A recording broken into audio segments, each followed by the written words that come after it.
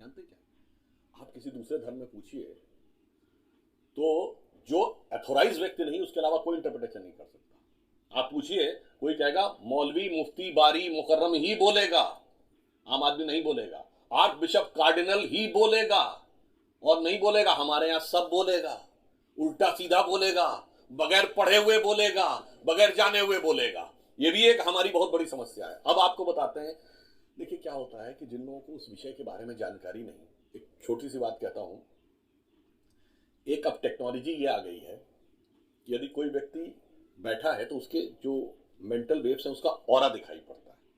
उसको मैं नाम बोल रहा हूँ, एग्जैक्टली वर्ड मेरे दिमाग से निकल रहा है। तो अब ये बात आई कि जब भी कोई व्यक्ति अच्छी मेंटल स्टेट में, आप खुश हैं, तो आपकी तरफ के ऑरा का वाइब्रेशन बड़ा स्मूथ होता है। जब आप दुखी होते हैं तो वो डिस्टर्ब होता है। यहां तक साइंस को दिख गया है।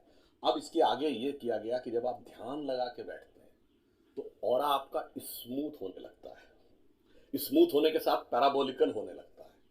अगर जाकर कहीं चेक करें तो आपको ये दिखेगा कि जब आप कोई व्यक्ति पूर्ण ध्यान की अवस्था में हो, उसका ऑरा लिया जाए तो वो बिल्कुल वैसा ही दिखेगा जैसा कि शिवलिंग के आकार का दिखता है।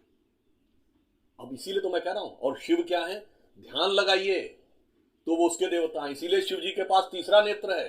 तीसरा नेत्र किसका है, ज्ञान का प्रतीक है। तीसरा नेत्र खोलते ही क्या भस्म होता है, कामदेव भस्म होते हैं।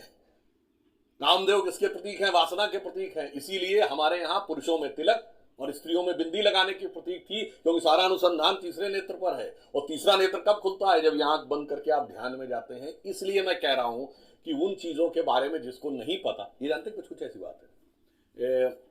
मैंने बचपन में एक फिल्म देखी थी, शायद लेट 60s की थी, ब्लैक एंड व्हाइट जमाने की, भूल रहा हूँ। उसमें जितेंद्र एक अशिक्षित व्यक्ति बने हुए हैं।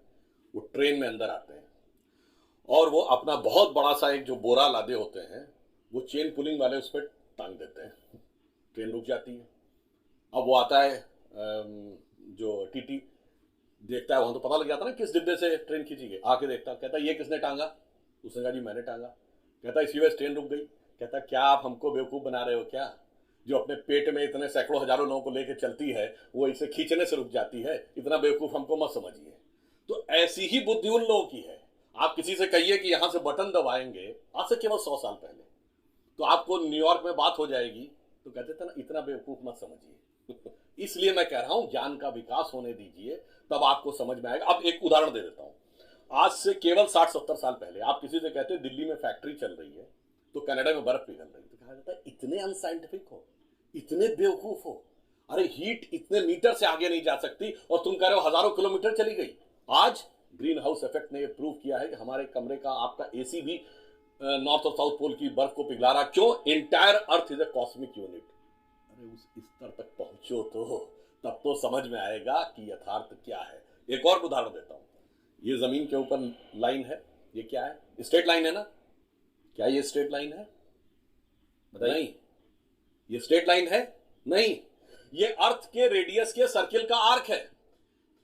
यानी पृथ्वी की जितनी त्रिज्या है उस वृत्त का ये एक आर्क है। भाई आपको समझ में आएगा जब कई हजार किलोमीटर ऊपर आप जाएंगे तो आपको दिखेगा धरती गोल है और ये स्ट्रेट लाइन उस गोल आर्क का हिस्सा है। यहां बैठ के आप कहेंगे कितने बेवकूफ हो, तुम्हें दिख रहा है कि लाइन है, इसके बावजूद तुम्हें समझ में नहीं आ रहा है। जैसे दिखता है कि सूरज पृथ्वी के चारों ओर घूमता है, घूमता है क्या, मगर कुछ लोगों को लगता था कि घूमता है और उन्होंने हमें समझा दिया कि वो वैज्ञानिक थे और हमें